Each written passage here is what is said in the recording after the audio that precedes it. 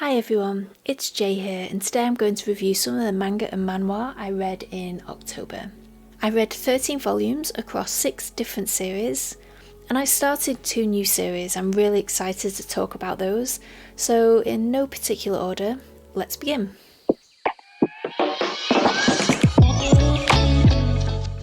I started the month reading The Summer Hikaru Died, volumes 3 and 4. I actually held off from reading volume 3 until I had the 4th volume, and it was nice to be able to sit down and immerse myself into this story for the 2 volumes. A new character is introduced, here to hunt down and figure out what's going on in this town. He has a hamster, which ends up adding some amusing scenes to the story. We learn more about the history of the town, and it is so interesting. I cannot wait to see how everything ties together. There are some freaky moments as always in this series, especially in volume 4. It made me regret reading it before going to sleep. It's quite nice to see Hikaru trying to understand the meaning of life, and watch what happens to Yoshiki's resolve in terms of understanding what Hikaru really is, and whether he wants him to stay. Volume 4 had a very touching backstory, and it makes you think, what would you do in that situation? If you haven't read Volume 4 yet, maybe wait until Volume 5 is out, because Volume 4 has quite the cliffhanger. But Volume 5 is not out until March 2025, so it's your choice. I continued with The Girl from the Other Side, reading Volumes 2 and 3. I was eager to read these because Volume 1 ended on a hell of a cliffhanger, and we see what happens to Teacher and Shiva here. Teacher truly does seem to care for Shiva and have her best interests at heart. There's a lot more delving into the curse that has spread and created the outsiders in these volumes. And what I loved about this was that the characters were taught to each other, hinting at what had happened, which sounds natural, and you end up analysing the conversation and wondering what has happened just from the hints that have been dropped. Teacher knows a lot more, and there's a priest in the church in the human town who has a theory about Shiva. I found the opening of Volume 3 to be pretty sad, but it allows us to learn so much more about the world and the people in it. This series is so well written. The plot moves on whilst we are discreetly drip-fed information on what is really going on.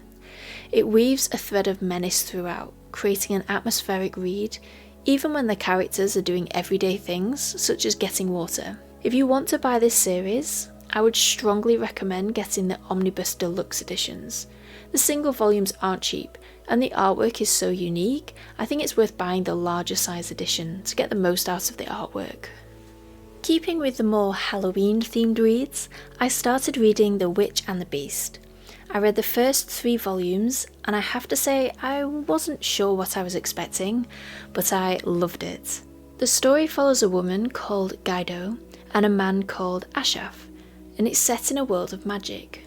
Gaido is trying to find a witch, a specific witch who can break the curse on her, and Ashaf is helping her. There's a lot of fun to be had with the magic in these volumes, with cool powers that seem to get more and more dangerous as the story moves on.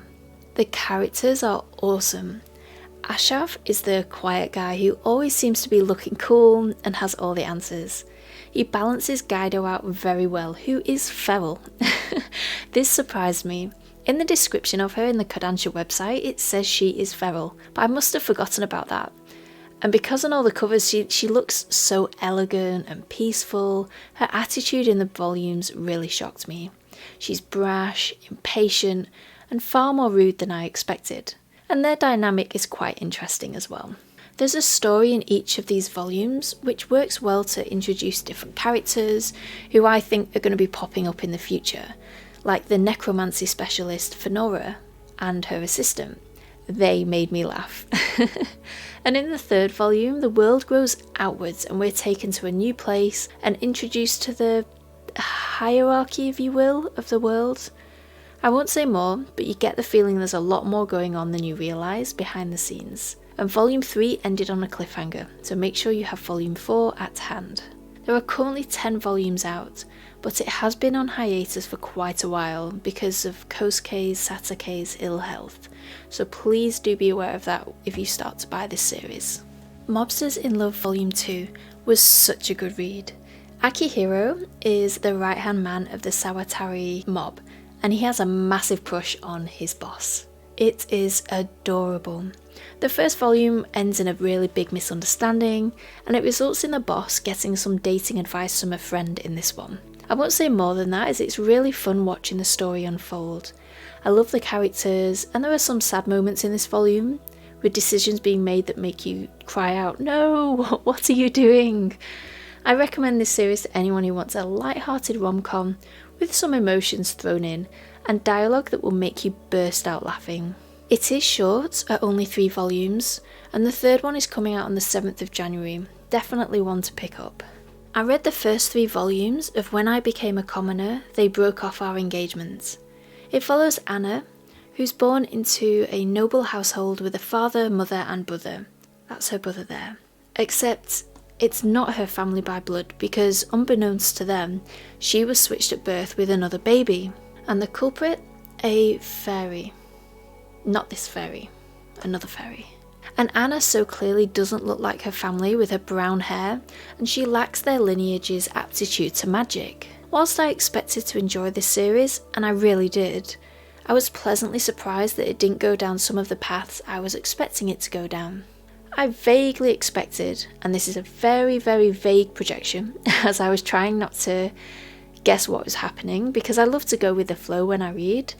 I thought Anna would be made a commoner, the girl she was swapped with, called Annette, would be unpleasant, maybe even cruel to Anna for living a life of luxury while she had to live as a commoner for all those years. And, well, I won't say any more because I don't want to spoil anything, but because I would just go with the flow, I was a bit shocked by some of the characters' reactions to the big reveal. Volume 1 does a very good job of building up Anna's relationships with everyone, and so it hurts when certain things happen. Annette was a very interesting character because I was prepared to dislike her, and I didn't. There's a lot more depth to her, and I actually really like how the mangaka did that. I don't want to say anything about the fiancé and that storyline, because I think their ups and downs are told wonderfully throughout this story. One character I really dislike is the fairy who did the swapping. She doesn't care that it has destroyed lives. She actively encourages it and delights when things go wrong. Not a nice fairy at all. But anyway, I will definitely be buying volume 4 when it comes out in December. The last series I want to talk about is Yakuza Fiancé. I read volumes 7 and 8 and straight away it had me laughing. Yoshino and Kirishima are very funny together. And in volume 7, Kirishima takes Yoshino to see his aunt, who's pretty honest with Yoshino about Kirishima and how he was bullied. And in volume 7, Kirishima takes Yoshino to see his aunt, who's pretty honest with Yoshino about Kirishima and how he was bullied as a kid. It all escalates from there, with Yoshino being kidnapped by Azami. There was a panel that made me laugh out loud.